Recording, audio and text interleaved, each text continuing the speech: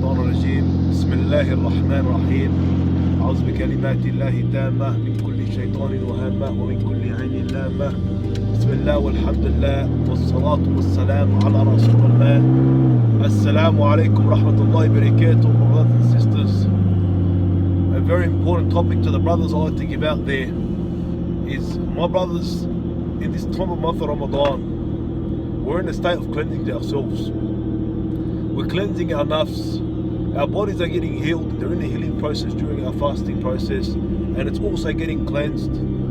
Our nafs is getting cleansed, and it's a time where it's actually by fasting, it's bringing us closer to Allah Azza wa Jal. And Allah has made this opportunity as an act of worship, but it's also, even if you were running amok before Ramadan, it puts you in a situation where it brings you closer back to Allah Azza wa Jal. It gives you that little U-turn.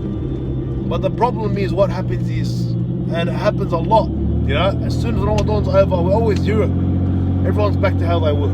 Shaitan comes attacking hard, you know what I mean? And we no longer have the obligation to go to the Musalla because it's Ramadan. We no longer have that obligation to fast because it's Ramadan. And we slowly slip back into our old ways. My brothers, I want to give this reminder. This benefits you at the end of the day. It benefits me also, because the reminder benefits the believer. But what I want to do is, my brothers, I want us to look at this situation, take it seriously, and let's not just go with the flow. That's what we're doing every Ramadan. A lot of brothers every Ramadan, they go with the flow. They fast 30 days, they pray 30 days, and once it's all over, they go back to normal. My brothers, there's something we need to change, and it's in our nafs. It's in our nafs. We're playing games, you know what I mean? And we're running wild in this dunya. We're running wild. We're chasing our desires and our temptations. Even women, you know, I've made a short reminder regarding the women in the deen, how they've lost their identity. But we as brothers are leaders in the household, and we've also lost that identity. Because in a marriage, my brothers, we are the leaders, you know. We have to look after the wives, we have to look after the children. It's our responsibility. We have that responsibility. We're going to be questioned about that responsibility.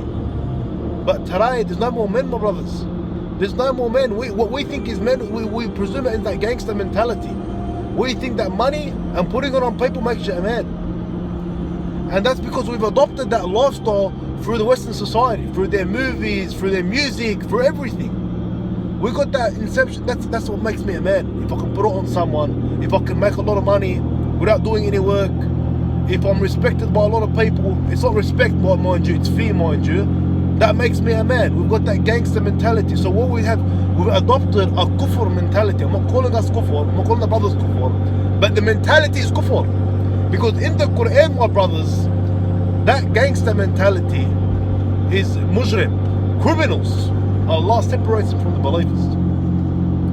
The Rasul sallallahu alaihi wasallam, do you think he'll be proud of a brother today if he was following that gangster mentality, putting it on people, selling a bar, selling drugs, destroying the community, destroying families, destroying mothers, brothers doing life sentences in jail, committing murder? Do you think that Rasul sallallahu alaihi wasallam, forget me, I'm just an ordinary Joe, but do you think that Rasul sallallahu alaihi wasallam will say, this is my brother in Islam? Do you think he'll even put Islam with that lifestyle? It's got nothing to do with Islam. But this is the identity the brothers today they've taken. How we look at our women. Now we look at them like they're a piece of flesh, like they're nothing, like just use and abuse. And it's gotten to the point where the women, even the good ones, no one's looking at them anymore. And a lot of them don't even want to wear their hijab anymore due to how we're acting, you know. My brothers, in the Quran, we have to lower our gaze. Allah says lower your gaze. He knows our weaknesses, we said. And He's given us a set of rules. He's given us rules. Don't think Allah's trying to deprive us. He's protecting us. It's actually the opposite. But we have become failed deen. We don't want to hold on to the deen of Islam. We want to do the deen of Islam our way, when we want it, how we want it. And we want to chase our desires and temptations. That's the truth. You know? And my brothers, you know, even today, man, we're like beasts. We're like animals when we look at a woman. You see a woman on the street, you're staring at her like you want to eat her.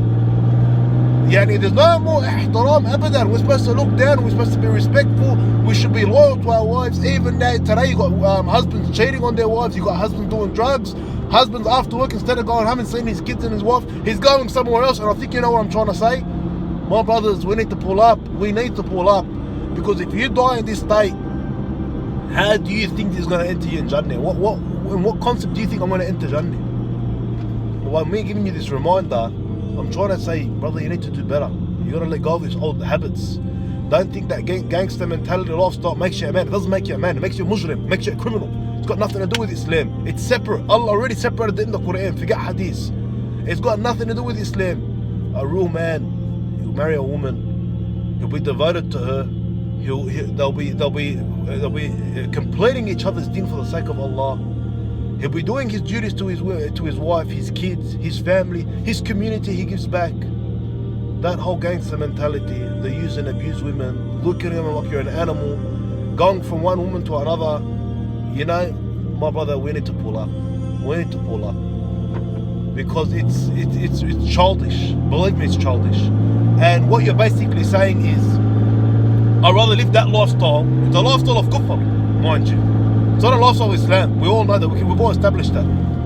You're choosing the lifestyle of the kuffar over the lifestyle of the Prophet Muhammad sallallahu alaihi wasallam. You're choosing the kuffar over the deen of Islam. Just to sum it all up. Just to sum it all up. Because that lifestyle has got nothing to do with Islam. Islam and that lifestyle got nothing to do with each other. But today, this is what the brothers are choosing. Instead of Quran, instead of listening to Quran, we're choosing hip-hop and rap. The hip-hop and rap has become our Quran. Instead of reading about the Sahaba in the Hadith books and reading about the Prophet Muhammad sallallahu alaihi wasallam and reading Quran, we're looking up and reading about notorious figures in the crime world, and we're looking up to people in the area where they have names, and it's dunya. It's all dunya. We're chasing dunya, we love dunya, and we're respecting the bad in this dunya. And we're neglecting everything deen. And then we're failed deen, the girls are failed deen, then what's going on with the Muslim Ummah? The Rasul sallallahu alaihi wasallam says, as long as you hold on to the Quran and the Sunnah, you cannot go astray. You cannot go astray. But what are we doing today, my brothers? We're letting go of everything. We're letting go of the deen, we're letting go of the Sunnah, we're playing gangster on the street, we're using and abusing the women, and then we wonder why this ummah is in this state. My brothers, for your sake, you want to go to Jannah. This life is short. It's not worth it. You want Jannah. At the end of the race, we want Jannah. You need to work for it. You can't play the deen your way. You can't go Ramadan by Ramadan, fasting 30 days, just going with the flow and going back to how you were before.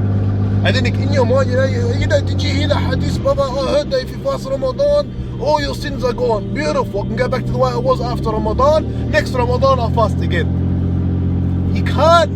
Who are you fooling?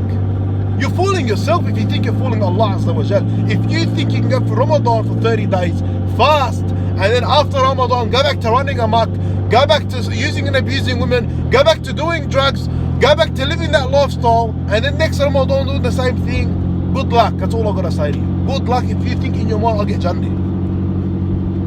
You're holding on to a hadith, and you're living by that one hadith, when you don't understand the context behind the hadith. When you don't understand the context behind Islam and what your duties is to Allah Azza wa Jal. So my brothers and sisters, we need to pull up.